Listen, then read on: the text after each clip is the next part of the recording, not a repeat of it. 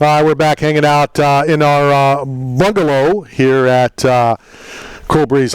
That's what I forgot to mention in the first hour. We were talking about the Olympics, closing ceremonies. I watched the archery event. It was so compelling, so close. They had to bring out a magnifying glass.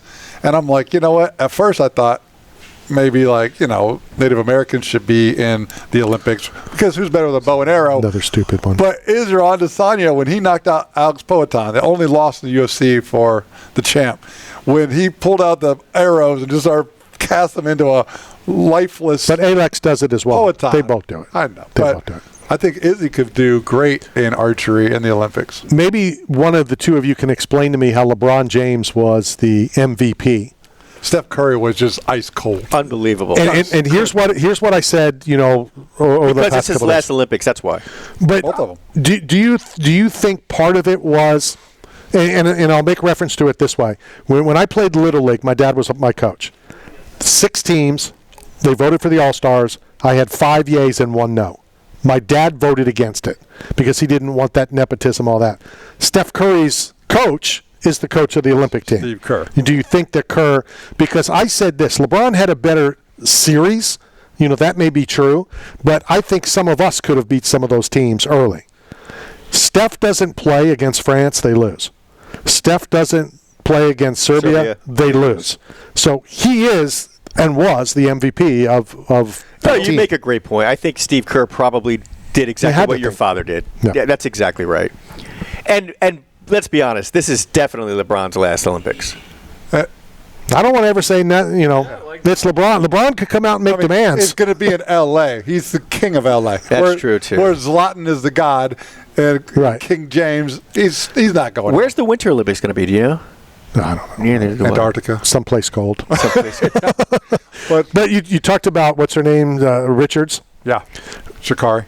When she ran, was it the 200, where she turned, she pulled a bolt? She did. And she Looked turned and sideways. looked and like, what are you doing, morons? Crazy. Yeah. There was some cool track stuff. Really cool stuff. Man, what's the one woman her husband plays in the NFL? Navroni. She's got 3 names, like McCullum, Navroni. She was Biles. fantastic. Fantastic. Fastest woman in the world. Yep. It's crazy.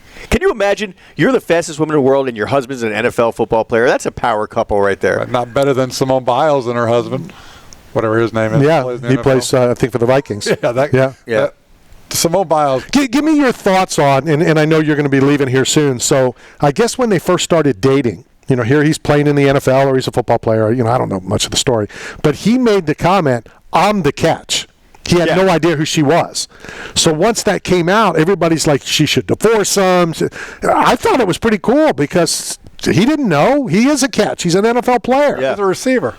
Yeah? Yeah. He received. Catches. Yeah, he catches. It's true. People just loved it.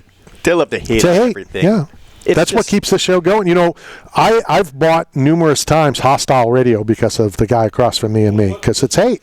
Yeah, it's all Hostile hate. Radio will be good. Yeah. Also, that's a great name for a show, actually. I know, it really is. We're going to do Knockin' Sports, we got a couple. Like knocking boots. Yeah. Oh, my God. But Randy running away from all the hate from his daughter's Taylor Swift guitar comments. He lost weight. we didn't run away from anything. It's cardio. Hate. I don't care. All right, so let's go back to that story for a second. I thought we wasn't going to talk about it again, but go ahead. But I want to know, how did you get to Charlie Daniels to get him to get to Taylor Swift to get a guitar? I was involved with the Angelus House, which is up in the Newport Richey area, and which was Charlie Daniels' charity. And so every year I would help. I was involved. We played. I won the golf tournament. The team I played with won the golf tournament a couple times, and I was always helping. I was always helping getting, like I do with all charities. So you're not actually a champion in the golf tournament. Our team was a champion. Yeah, but you didn't win. Our team won. But you didn't win. Our team won.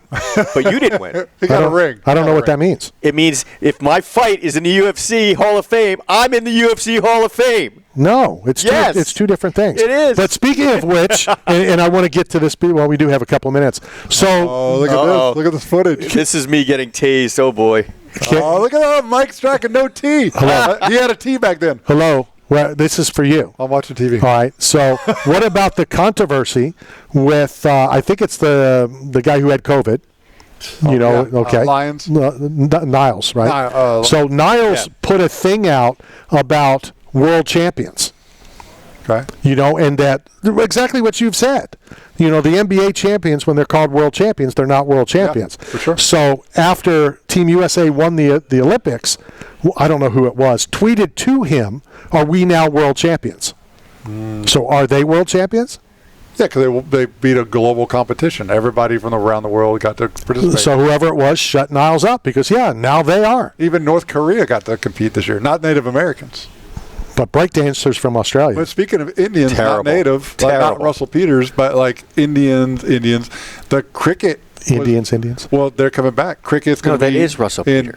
In 2028 in LA, cricket will be an Olympic sport. First time since 1900. Which is Russell Peters. Yeah. That would be. Well, Russell says in his stand-up, what is it? Gas station Indian, not casino Indian. Right.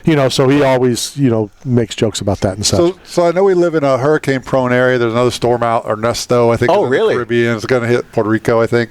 But it made. Before I leave the show early today, I wanted to highlight the point. Oh, just today? We thought it was permanently. How many people watch, Telemundo for weather reports in a different language? Because I know I do. I don't. Well, I don't watch weather reports in English. He's making reference to the some weather you've girls. said, yeah. they've got the hottest girls on the planet. The weather girls. Like, It's ridiculous. and you just watch. It's like, why? It's ridiculous. It's great for reviewing. We should But it's have not just the weather. It's everybody on Telemundo is gorgeous. We should have a competition to find a female co-host for this show. To replace you. Not replace me, but to add to. Because no one wants to see like three old dudes and a blonde. Well, I guess they do.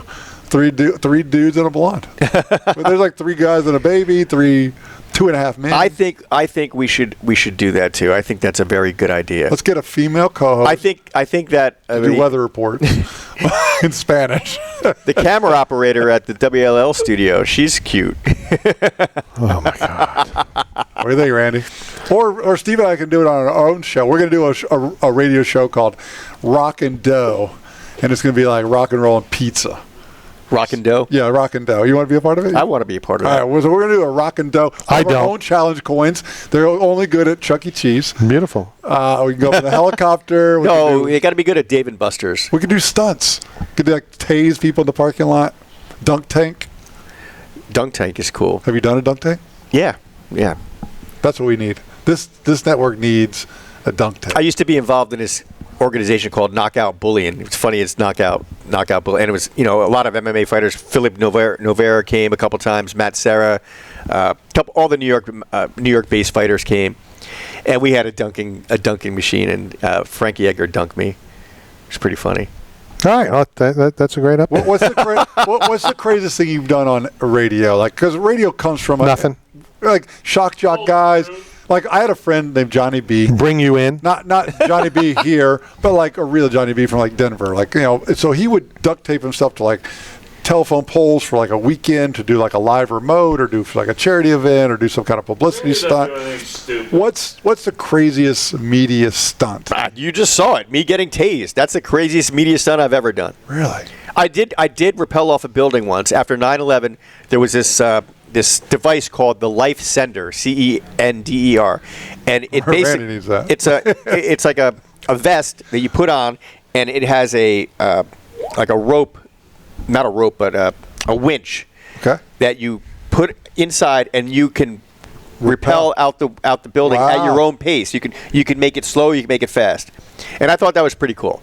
And I did that. That was pretty dangerous, too. Maybe my camera guy was like, "Are you really going to do this, Mike?" I'm like, "Yep, I'm going to do it." And I did it. Do you think Tom Cruise used that same device when he rappelled into the closing ceremonies of the Paris Olympics? It looked like a bungee, right? A bungee jump. Yeah, it looked like a bungee. Yeah, that was a crazy stunt.